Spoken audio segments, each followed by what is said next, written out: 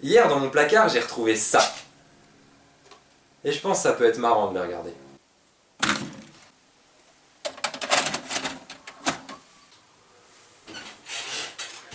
C'est l'histoire de deux plombiers fauchés, Mario et Luigi, qui vivent ensemble à New York. Luigi, le portoricain au sang chaud, tombe amoureux de Daisy, une jeune archéologue bossant dans les égouts de la ville.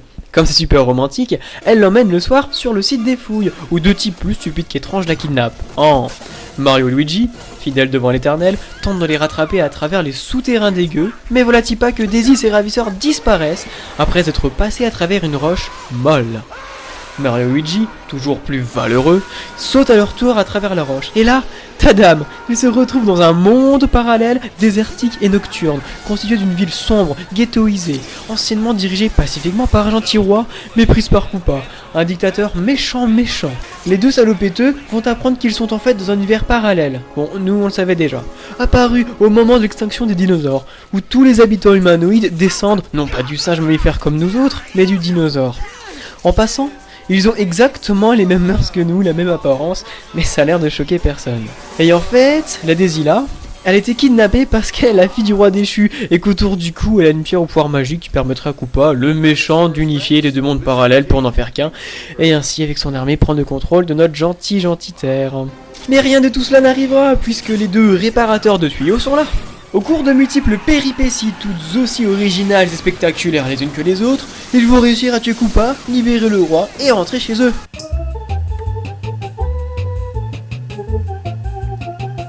Ce film est super compliqué. Je comprends pas pourquoi ils ont voulu, à tout prix, rendre l'univers de Mario plausible en expliquant la présence d'êtres merveilleux. Parce que, pour moi, à la base, Mario, c'est ça. C'est un univers coloré, enfantin, alors que là on est plongé dans une sorte de Bronx nocturne avec des bestioles hideuses qui courent partout. Donc résultat, on a un film glauque, pas du tout approprié à des enfants qui sont censés être le public logique du film, surtout à en croire le niveau d'humour. Et à l'inverse, les adultes se rendent immédiatement compte du côté carton-pâte du film. Donc si je reprends la jaquette, pour les effets spéciaux délirants et les images de synthèse qui nous transportent dans un univers totalement fantastique et délirant, on repassera. Pour ceux qui l'auront remarqué, le rôle du méchant Koopa est incarné par Dennis Hopper. Dennis Hopper, quoi, le mec qui a fait Easy Rider. Et là, il joue un rôle complètement stéréotypé. De toute façon, dans les années 90, il a fait à peu près que des rôles de méchants. En 93, justement, il fait Mario. En 94, il joue le psychopathe dans Speed. Et en 95, il joue le chef des Smokers dans Waterworld. D'ailleurs, son rôle pourri dans Mario n'est pas sans rappeler Waterworld, à commencer par les décors, l'univers post-décadent, les bagnoles qui font des étincelles, tout ça. I want the girl. You know, I thought you were stupid, friend. But I underestimated you. You were a total freaking retard. Comme tout méchant qui se respecte, Koopa se doit d'avoir une coupe de cheveux ridicule et surtout une armée de sbires féroces, sanguinolentes et effrayantes. Son armée à lui, c'est les Goombas. Des dissidents de son pays désévolués grâce à une machine révolutionnaire et ramenés à leur apparence ancienne des dinosaures. Sauf que là, ils sont profondément débiles. Et plus que simples à anéantir. La preuve dans cette scène de génie.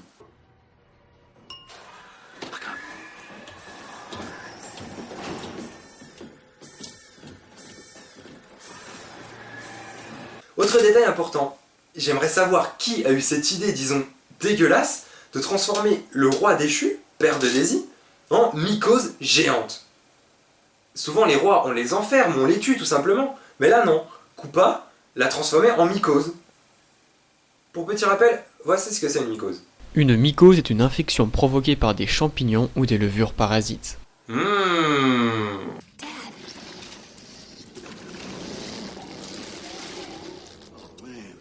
Ce champignon donc se développe, se répand à travers toute la ville. Un champignon, oui, mais un champignon intelligent, Jamy, puisqu'il va sauver plusieurs fois la vie de Mario et Luigi dans une ambiance tout à fait tragique.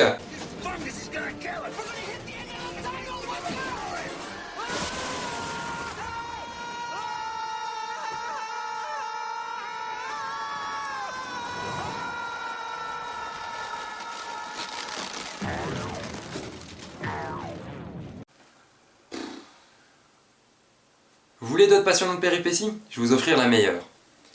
Mario, Luigi, Daisy et d'autres meufs qu'ils ont libérées tentent de s'échapper du gratte-ciel forteresse de Koopa.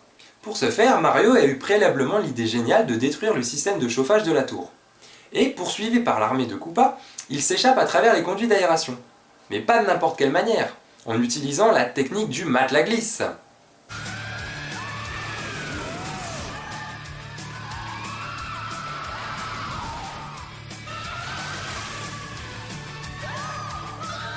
L'arrivée en matelas glisse se fait d'ailleurs de manière très crédible.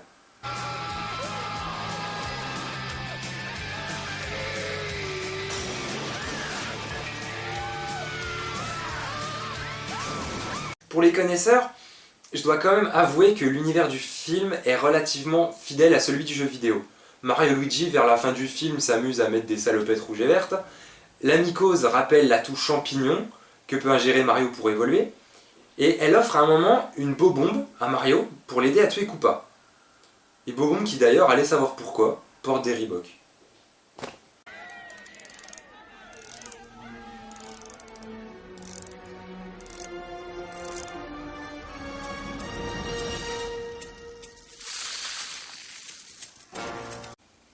Comme les ennemis du plombier dans le jeu sont des Goombas, ils ont repris le même nom dans le film.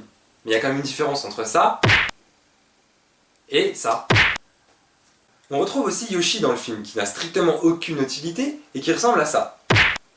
Et enfin, on a de petites dédicaces à l'univers du jeu d'arcade dans la façon de filmer. Et de ce côté, c'est vrai que c'est assez sympa de regarder le film pour rechercher les références. Et enfin, apothéose, après toutes ces réjouissances, ils ont osé poser à la dernière minute un cliffhanger, une fin ouverte, dans l'éventualité du succès du film pour pouvoir pondre un deuxième opus. Luigi, Mario! Daisy! You gotta come with me, I need your help. What's wrong? You're never gonna believe this. I believe it. You do? I believe. Oh quel dommage, le film n'a pas eu de succès, malgré 40 millions de dollars de budget. J'aurais bien aimé connaître la suite.